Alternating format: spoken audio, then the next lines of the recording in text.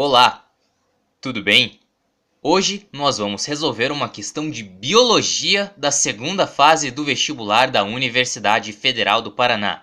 Mas é por um bom motivo, porque hoje falaremos sobre probabilidade em genética. Aí está a questão. Se você quiser, dá uma pausa, dá uma lida e tenta fazer. Logo em seguida, a gente vai aqui à resolução. Um casal possui os seguintes genótipos, e aí a questão mostra para nós quais são esses genótipos do casal. Suponha que as seguintes características são atribuídas a cada gene, e logo abaixo você tem uma tabela que mostra as relações de dominância e recessividade entre os alelos. Considerando que os genes em questão são autossômicos e segregam-se independentemente, responda. Ok. Antes de mais nada, vamos definir melhor algumas coisas. Segregam-se independentemente. O que quer dizer isso?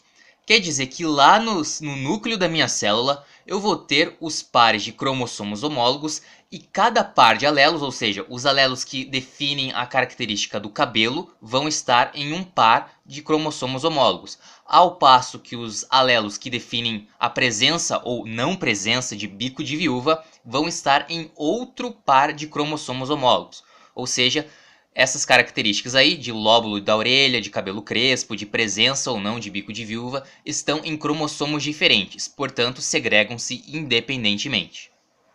Dito isso, vamos nos lembrar da primeira lei de Mendel e do quadro de Pinet. Seguinte, a questão forneceu para nós os genótipos do casal, da mãe e do pai. Eu não sei quem é a mãe e quem é o pai, mas não vai fazer diferença. Agora a gente vai analisar cada uma das características separadamente, porque afinal os alelos segregam-se independentemente. Então vamos olhar ali primeiro a primeira característica que diz respeito ao lóbulo da orelha da pessoa. Uma pessoa vai ter azão-azinho e a outra pessoa vai ter azinho-azinho. E agora a gente usa o quadro de Pinet, que é esse jogo da velha aí, para colocar os alelos do pai e da mãe. Como eu disse, tanto faz quem é o pai e quem é a mãe. Um deles vai ser o pai, outro deles vai ser a mãe, então você tem ali azinho-azinho para o pai, nesse exemplo, e azão-azinho para a mãe. Nesse caso, azão é completamente dominante, então vamos ver como que ficam os cruzamentos. Vai ficar azão-azinho, azão-azinho, azinho-azinho e azinho-azinho. As cores ali não importam, tá? É só para você verificar de onde que veio cada alelo. Agora vamos fazer o mesmo procedimento para as demais características. A seguinte característica diz respeito ao cabelo da pessoa, se é crespo ou liso. A mãe vai ter B1, B2 e o pai vai ter B1, B2. Então a gente coloca aqui no quadro de Pinet e vê como que ficam os cruzamentos. Vai ficar B1, B1, B1, B2, B1, B2 e B2, B2. A ordem ali também não importa, tá? A característica seguinte é sobre a presença ou não de bico de viúva. E ele diz que C é completamente dominante. Czão, o C maiúsculo, é completamente dominante. Então a gente vai ter ali o genótipo do pai e da mãe. Da mãe, nesse exemplo aí, vai ser Czão, Czinho, e do pai, Czinho, Czinho. Fazendo os cruzamentos, fica Czão, Czinho, Czão, Czinho, Czinho, Czinho e Czinho, Czinho. Finalmente, vamos para as características do sangue. Então vamos lá.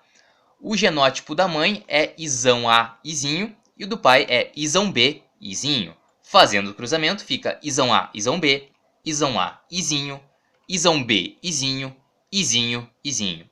Esses são os possíveis cruzamentos aí que demonstram para nós quais são os possíveis genótipos do filho para cada uma dessas 4 características. Item A. Qual é a probabilidade de esse casal ter um filho ou filha com lóbulo da orelha preso, cabelo liso, sem bico de viúva e sangue do tipo O? Demonstre o seu raciocínio. Pois bem, probabilidade é o número de casos favoráveis dividido pelo número de casos possíveis. Ou seja, o que eu quero dividido pelo que eu tenho. O primeiro caso ali que eu preciso ter desse filho é lóbulo de orelha preso. A criança, o filho em questão, vai ter que ter lóbulo da orelha preso. E a gente percebe ali que o azão é completamente dominante na hora de mostrar essa característica. Na hora de expressar, perdão, essa característica. Então, quando o filho ou filha tiver azão ali no seu genótipo, quer dizer que ela vai expressar o lóbulo de orelha solto. Mas a gente não quer isso, a gente quer lóbulo da orelha preso. Então, essa criança vai ter que ser homozigoto recessivo, vai ter que ser azinho. Porque se tiver azão em seu genótipo, ela vai ter o lóbulo da orelha solto. E a gente quer o lóbulo da orelha preso. Ao menos a questão que é isso. Então a gente tem ali no quadro de Pinet 4 possibilidades, né? Na verdade são apenas 2, né? Azão-azinho e azinho-azinho. Mas dos 4 cruzamentos, a gente observa que a criança vai ser homozigoto recessivo em 2 deles. Então a probabilidade da criança expressar a característica de lóbulo da orelha preso é 2 sobre 4, que simplificando direto fica 1 sobre 2. Além disso, ela precisa ter também o cabelo liso. E pela tabela ali, a gente percebe que B1 e B2 são os genes que definem essa característica do cabelo e apresentam dominância incompleta. Dominância incompleta, ausência de dominância, dominância intermediária, é tudo a mesma coisa, tá? E quer dizer o seguinte, quer dizer que se a criança tiver B1 e B2, tiver os dois genes ali, ela vai ter uma característica intermediária, ou seja, o cabelo dela não vai ser nem crespo e nem liso. Para que o cabelo dessa criança seja liso, ela precisa ter necessariamente B2, apenas B2, ela não pode ter B1 em seu genótipo. Caso contrário, ela não vai expressar a característica de ter o cabelo liso.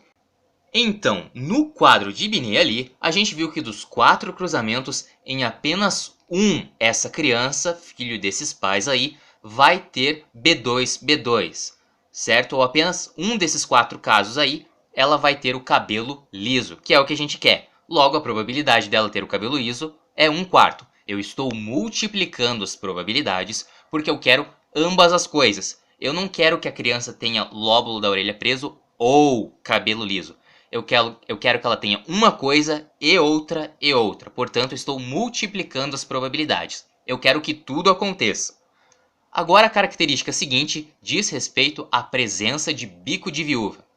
Eu quero calcular a probabilidade dessa criança não ter bico de viúva. E a gente percebe pela tabela que cesão é um gene completamente dominante. Ou seja, se a criança tiver cesão no seu genótipo, ela vai expressar o bico de viúva, ela vai ter bico de viúva. E a gente não quer isso, a gente quer a ausência de bico de viúva. Ou seja, essa criança precisa ser homozigoto recessivo, certo? Ela precisa ser cezinho. E dos 4 cruzamentos que a gente fez, em apenas 2 ela apresenta esse genótipo cezinho. Logo, a probabilidade de ela não apresentar bico de viúva é 2/4 ou meio, certo? Então eu multiplico ali também. Finalmente, essa criança precisa ter sangue do tipo O.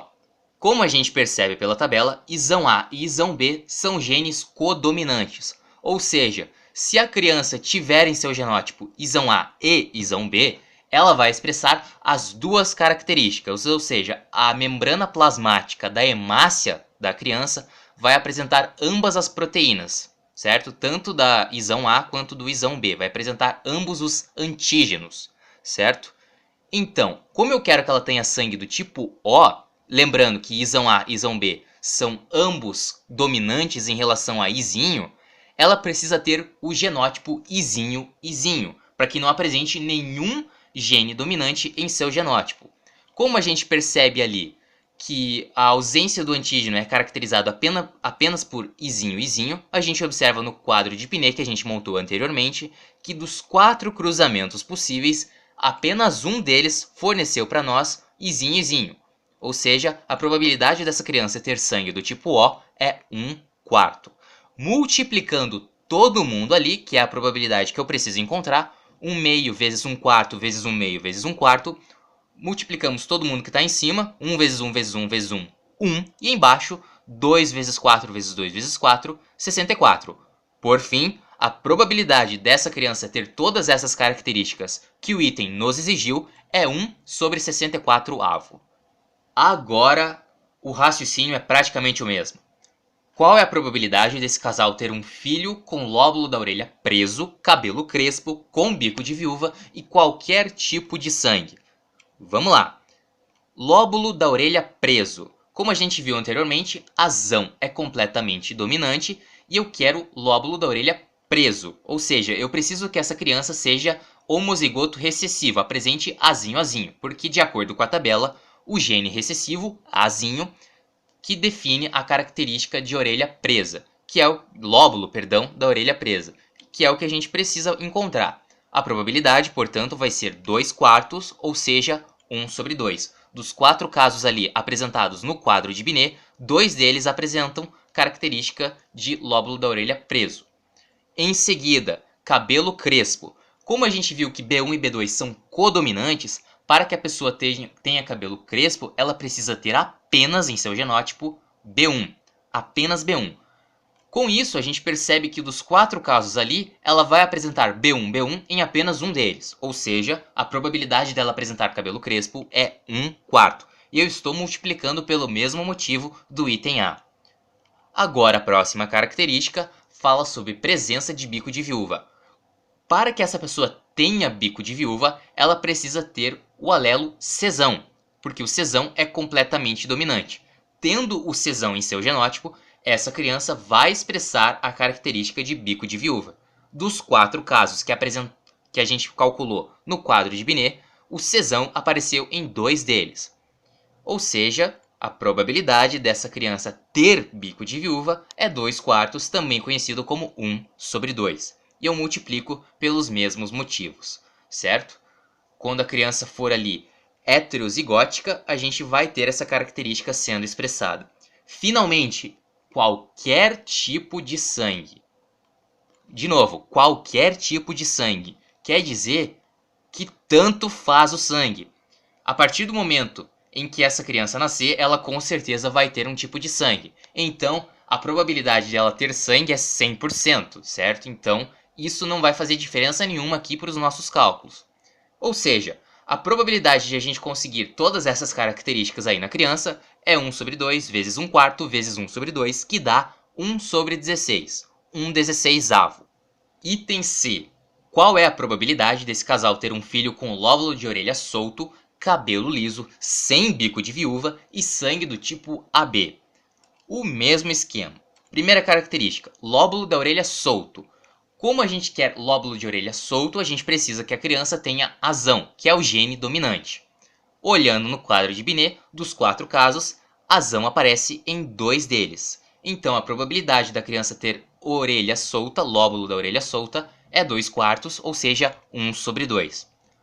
A próxima característica, que é o cabelo liso, como a gente tem um caso aí de dominância incompleta, o que a gente precisa? Que essa criança tenha apenas B2 em seu genótipo. E dos 4 casos ali, apenas um deles nos fornece isso. Então a probabilidade da criança ter cabelo liso, 1/4.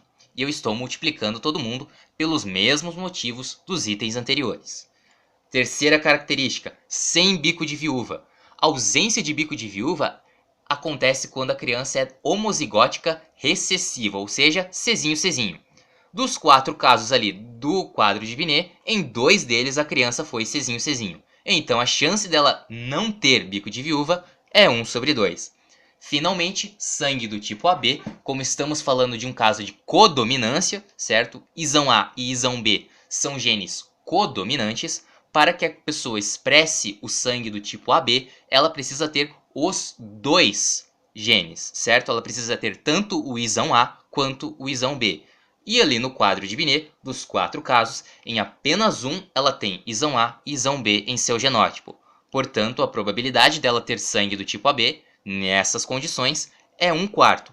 Multiplicando todo mundo, a gente tem a mesma conta do item A. A probabilidade da criança ter essas características aí é 1/64avo. E essa é a resposta final.